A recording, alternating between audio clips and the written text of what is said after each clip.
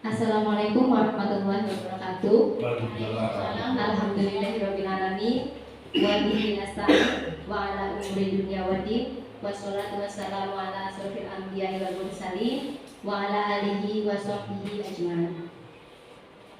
Alhamdulillah, pada kesempatan hari ini kita semua dalam keadaan sehat sehingga bisa berkumpul bersama-sama di UPTD SD Negeri 2 Badak dalam rangka melakukan aksi nyata oleh CGP Angkatan 7.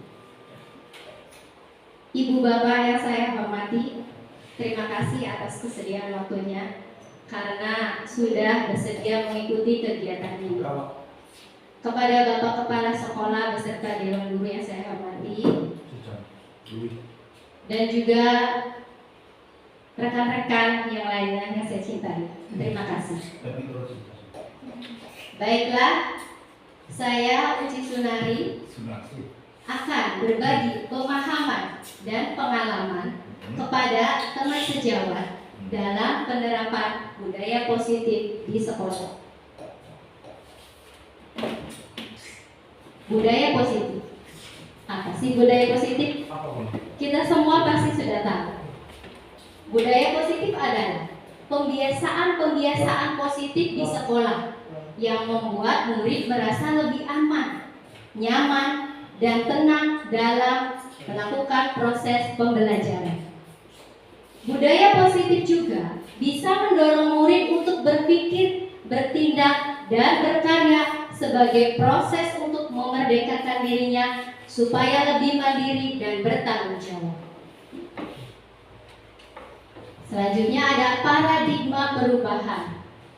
Budaya positif nih, menurut Ki Hajar Dewantara, pembelajaran paradigma baru merupakan pembelajaran yang berorientasi pada penguatan kompetensi dan pengembangan karakter yang sesuai dengan nilai-nilai profil pelajar Pancasila. Adapun nilai profil pelajar Pancasila sendiri yang pertama yaitu beriman dan bertakwa kepada Tuhan Yang Maha Esa serta berakhlakul karimah. Kemudian ada bergotong royong, berkebinekaan global. Mau ulangi lagi? Primen bisa kuno. Oh iya. Bapak dikat tuh nih. Bapak dikat. Kalau bapak dikat mau ya sudah mau nih. Lanjut. Kita melakukan gini apa? Orang apa? Bro. Beriman dan bertakwa kepada Tuhan Yang Maha Esa dan berlaku mulia. Saya ada cilik tuh. Iya. Adapun profil pelajar Pancasila yang pertama yaitu beriman dan bertakwa kepada Tuhan Yang Maha Esa, berakhlakul karimah. Yang kedua, berkebinekaan global. Kemudian bergotong royong, kreatif, bernalar kritis, dan juga mandiri. Selanjutnya, konsep-konsep budaya positif. Konsep-konsep budaya positif itu sendiri meliputi yang pertama ada disiplin positif dan nilai-nilai kebajikan universal. Yang kedua ada teori motivasi, hukuman, penghargaan, dan restitusi. Selanjutnya ada keyakinan kelas, kemudian kebutuhan dasar manusia dan dunia berkualitas, terus restitusi 5 posisi kontrol, dan yang terakhir restitusi segitiga restitusi. Nah, disiplin positif dan nilai-nilai kebajikan universal. Disiplin positif adalah cara mengontrol diri dan cara menguasai diri untuk memilih tindakan yang mengacu pada nilai-nilai yang dihargai. Dengan kata lain, seseorang yang memiliki disiplin berarti mereka bisa bertanggung jawab jawab terhadap apa yang dilakukannya, karena tindakannya itu berdasarkan pada nilai-nilai kebajikan universal. Sedangkan pengertian dari nilai-nilai kebajikan adalah sifat-sifat manusia yang merupakan tujuan mulia yang ingin dicapai setiap individu. Seperti yang telah dikemukakan oleh Dr. William Glasser pada teori kontrol. Beliau menyatakan bahwa setiap perbuatan memiliki suatu tujuan, dan selanjutnya berdasarkan Dan Gosen mengemukakan bahwa dengan mengaitkan nilai-nilai kebajikan yang diyakini seseorang, maka motivasi intrinsiknya akan terbangun, sehingga menggerakkan motivasi dari dalam untuk dapat mencapai tujuan mulia yang diinginkan. Nah, Ibu Bapak, selanjutnya ada teori motivasi, hukuman, penghargaan, dan restitusi. Teori motivasi sendiri itu ada 3. Yang pertama, untuk menghindari ketidaknyamanan atau hukuman. Terkadang anak-anak dalam melakukan sesuatu biasanya yaitu karena untuk menghindari hukuman dari gurunya. Dan yang kedua itu untuk mendapatkan imbalan dan penghargaan dari orang lain. Terkadang-kadang kita sebagai seorang guru pula pernah menjanjikan hadiah ketika memberikan tugas atau apapun kepada anaknya, sehingga anak itu bisa termotivasi ingin melakukannya. Tapi itu tuh sebenarnya tidak baik bagi anak tersebut. Dan yang terakhir yaitu untuk menjadi orang yang mereka inginkan dan menghargai diri sendiri dengan nilai-nilai yang mereka percaya. Tujuan dari disiplin positif adalah menanamkan motivasi yang ketiga pada murid-murid kita, yaitu supaya menjadi orang yang mereka inginkan dan menghargai diri sendiri dengan nilai-nilai yang mereka percaya.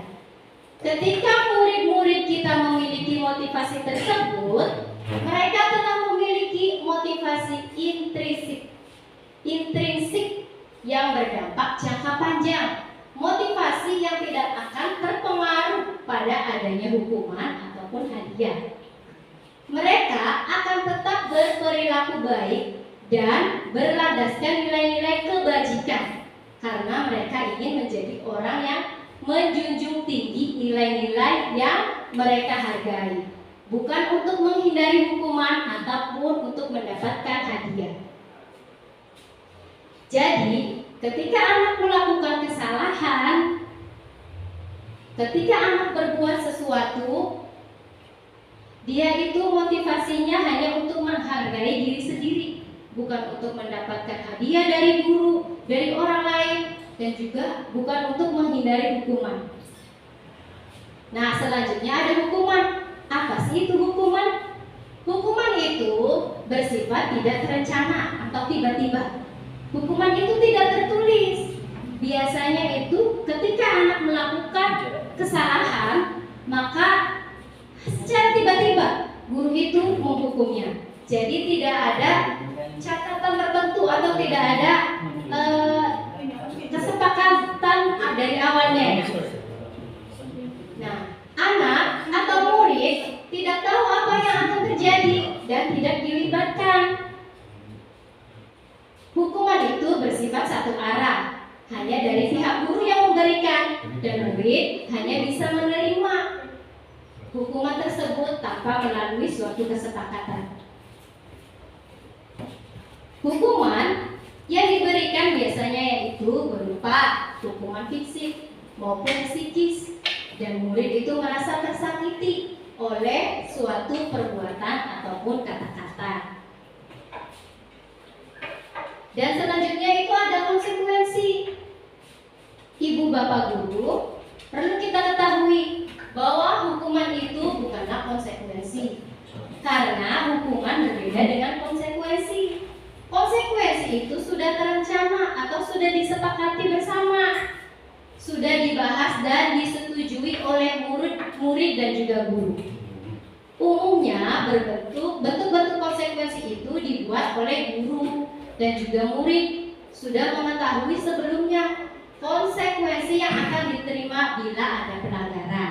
Jadi kalau konsekuensi kita itu membuat suatu berupa tindakan, tapi sudah diketahui oleh murid. Sedangkan hukuman itu hanya bersifat tiba-tiba, tidak direncanakan. Dan selanjutnya itu ada penghargaan. Alficon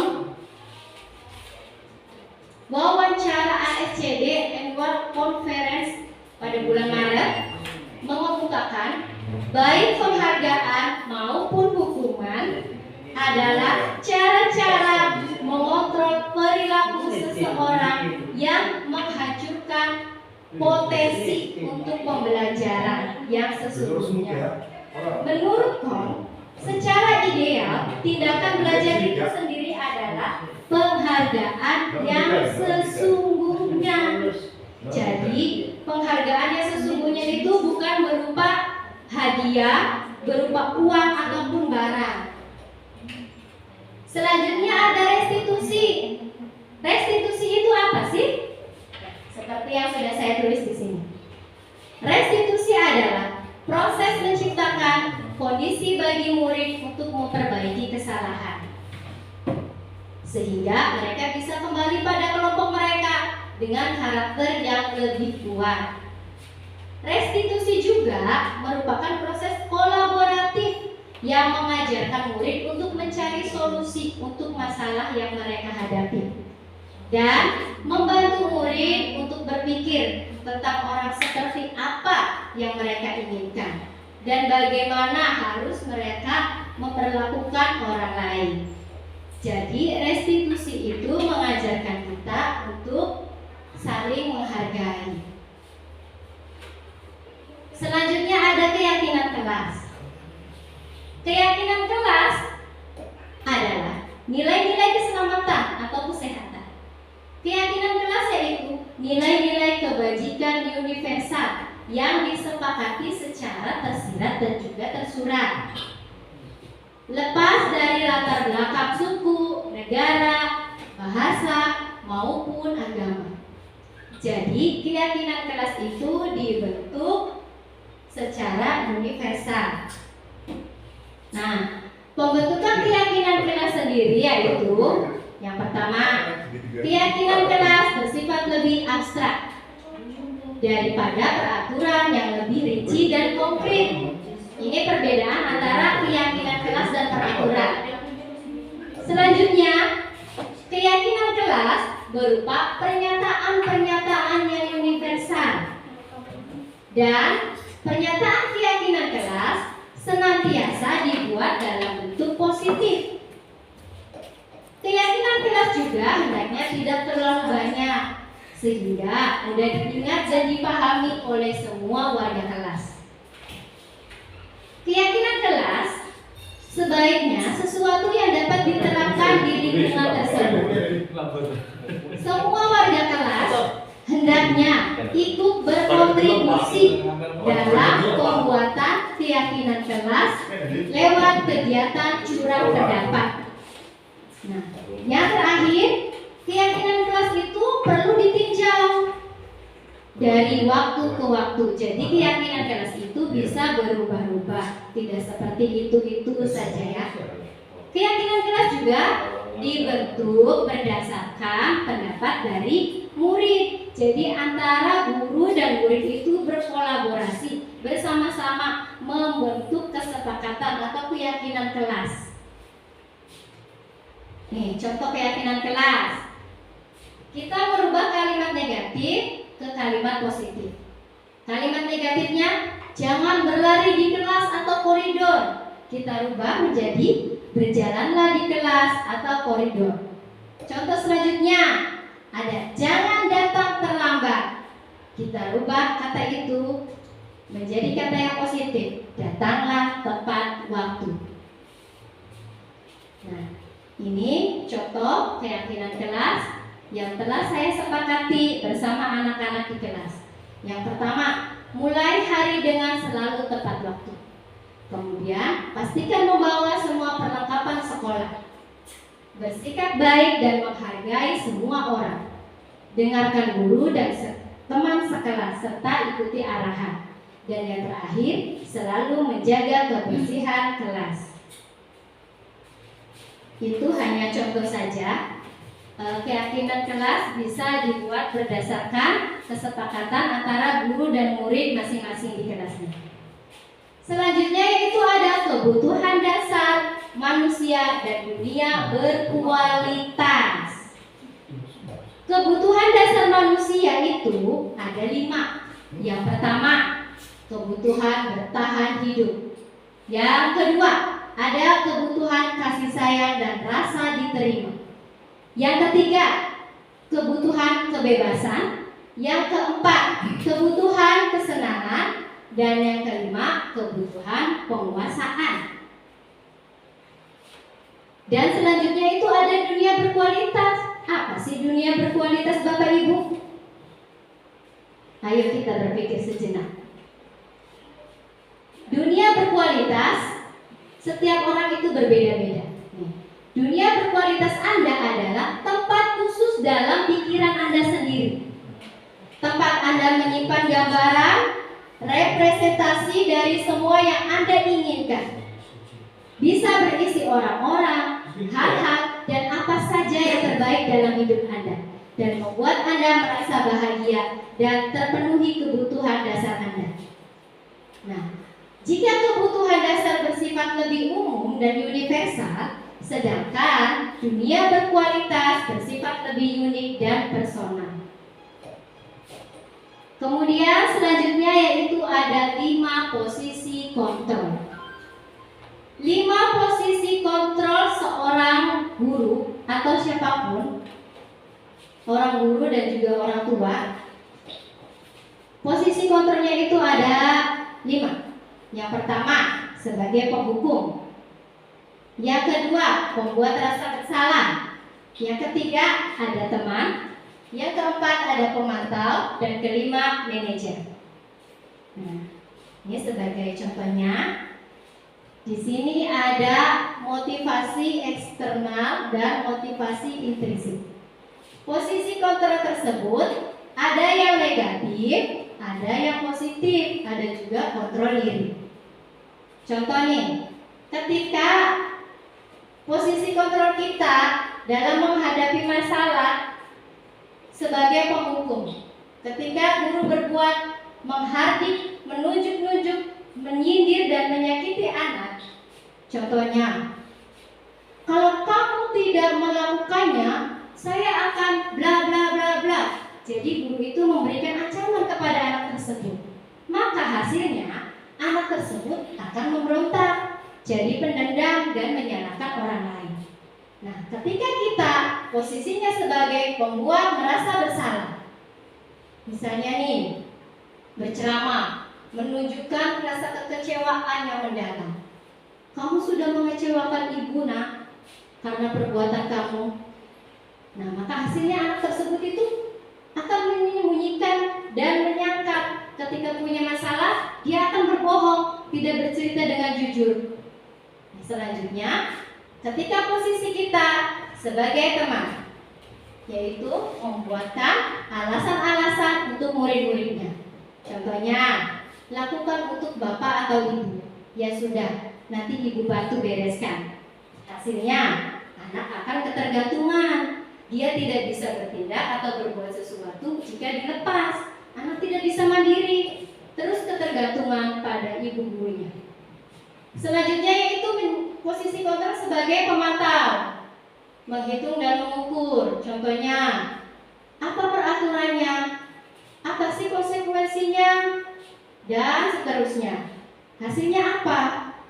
Anak itu akan melakukan atau akan menyesuaikan bila diawasi. Ketika gurunya tidak ada, ketika tidak ada yang mengawasi, maka anak tersebut tidak akan melakukannya. Dan yang terakhir, ada posisi kontrol manajer. yaitu memajukan pertanyaan-pertanyaan. Contohnya, apa yang kita yakini? Apa yang kamu yakini hal tersebut? Bla bla bla bla dan selanjutnya. Maka hasilnya akan menguatkan watak dan karakter anak. Karena di situ ada percakapan antara guru dan murid, ada pembahasan dan ada keyakinan kelas yang ditanyakan. Yang terakhir ada segitiga restitusi. Dalam menghadapi suatu permasalahan, tanpa disadari, seringnya kita itu berperan posisi kontrol kita sebagai penghukum. Tetapi sesungguhnya itu tidak baik. Di dalam budaya positif ini, seharusnya posisi kontrol itu kita itu sebagai manajer dan menerapkan segitiga restitusi. Adapun tahapan-tahapannya yaitu menstabilkan identitas, validasi tindakan yang salah, dan yang terakhir menanyakan keyakinan. Contoh menstabilkan identitas. Setiap orang pasti punya kesalahan. Jadi kita menstabilkan identitas anak tersebut dulu ya, sebelum kita menanyakan kesalahannya atau alasannya. Dan selanjutnya itu validasi tindakan yang salah. Kita bertanya kepada anak tersebut, kenapa dia melakukan hal tersebut? Apa alasannya? Dan yang terakhir itu kita menanyakan keyakinan. Keyakinan kelas apa yang telah kita sepakati? Dan menanyakan tindak lanjutnya kepada anak tersebut. Kamu ingin menjadi orang yang seperti apa? Ketika kamu sudah berbuat seperti ini, maka apa yang harus kamu lakukan? Tindakan seperti apa yang ingin kamu lakukan untuk memperbaiki hal tersebut? Jadi, jika selama ini posisi kontrol kita dalam menghadapi masalah adalah sebagai penghukum, maka mulai dari sekarang mari kita rubah menjadi seorang manajer supaya tidak ada yang dirugikan, baik yang bersalah maupun yang menjadi korbannya. Demikian Bapak Ibu yang bisa saya sampaikan. Kurang lebihnya saya mohon maaf. Wallahul muwaffiq ila aqwamit thoriq. Wassalamualaikum warahmatullahi wabarakatuh. Waalaikumsalam. Oke. Siapa nih?